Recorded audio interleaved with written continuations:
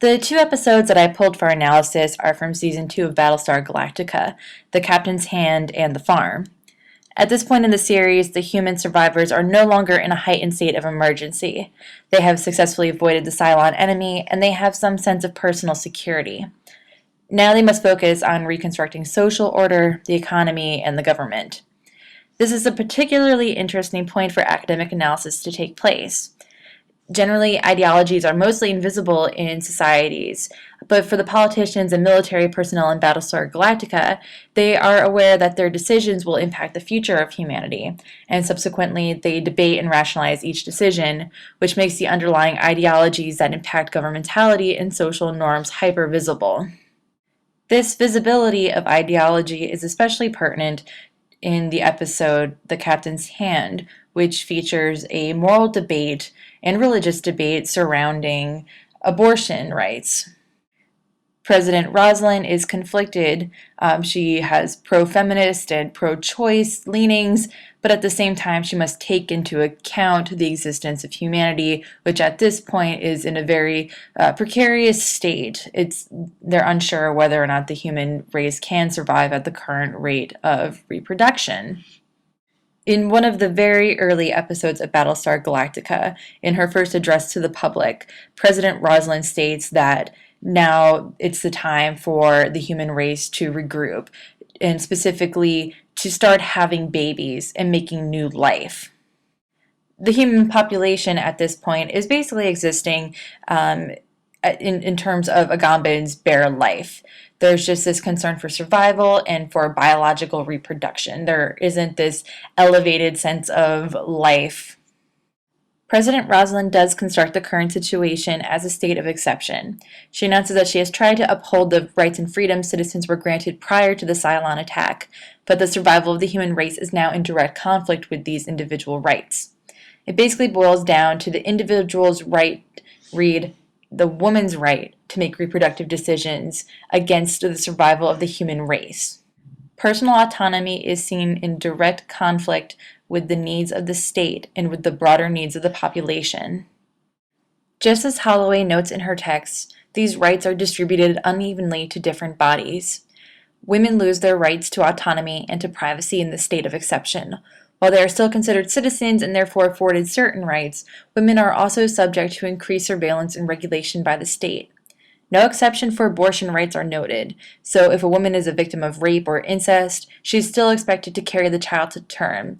She is essentially an economic resource for the state. She is human capital. She is producing something that is necessary. As the doctor from the farm episode points out, a woman's reproductive potential is her greatest asset at this point in time. While the colonial government only limits a woman's personal freedom in terms of autonomy and privacy after conception as part of this supposedly temporary state of exception, the Cylons limit these rights for human women even prior to conception.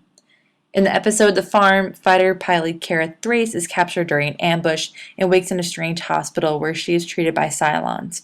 While trapped in the hospital, she is subjected to medical procedures that she does not consent to, and it is later revealed that the Cylons remove one of her ovaries. Her doctor tells Kara that her ability to have children makes her a more valuable asset than her skills as a pilot. This interaction echoes Anne Balsamo's point that women are subject to an obstetrical gaze, valued only for their biological capabilities, and they lose any claim to individuality or rights that are supposedly granted to citizens because of the state's desire to protect the unborn or as yet non-existent fetus and even the reproductive capabilities of women. This loss of autonomy is further underscored when Kara escapes from her room and discovers a room full of women hooked up to threatening-looking machines. The Cylon Sharon later tells the humans that these women and thousands more like them were being used in order to produce hybrid Cylon human babies. These women become literal baby-making machines. There's no individual autonomy, no decision to have children or to be scientific experiments. The only autonomy that is exercised is when one of the women tells Kara to kill her. The decision to die is the only action left to these women. Even then, this decision would not be available to her if Kara had not escaped.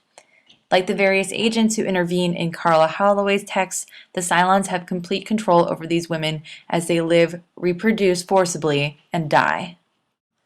Ultimately, for both humans and Cylons, women lose access to the rights granted to citizens, specifically in terms of privacy and autonomy, and they are instead essentialized and valued only for the reproductive potential of their bodies.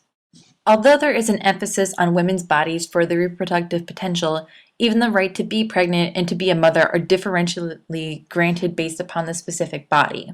In Battlestar Galactica, this differentiation is based upon species rather than race or gender. The purpose of the regulations and controls on women's bodies is a result of the desire of humans to ensure the survival of the human species, and therefore only human women are granted the right to be pregnant. This eugenics method is questioned when human pilot Hilo and Cylon defector Sharon reveal she is pregnant with his child. The immediate reaction from the humans is that the hybrid pregnancy is an abomination, and it, which is the pronoun used to reference Sharon and her unborn child, must be destroyed. Sharon must constantly prove her worth to the human resistance in order to save her life and her child. The humans do not see the value in her life or in her pregnancy because they do not consider her human. As a Cylon and therefore a cyborg, Sharon is both human and machine, and the human politicians and military personnel are unsure whether she's a friend or foe. Sharon is not granted the same rights that a human citizen would be afforded. She has no privacy or autonomy because these rights are not given to machines. She is also not subject to the same regulations that a pregnant human would be, pregnant human woman would be, in that the pregnant human woman would have to carry the child to term.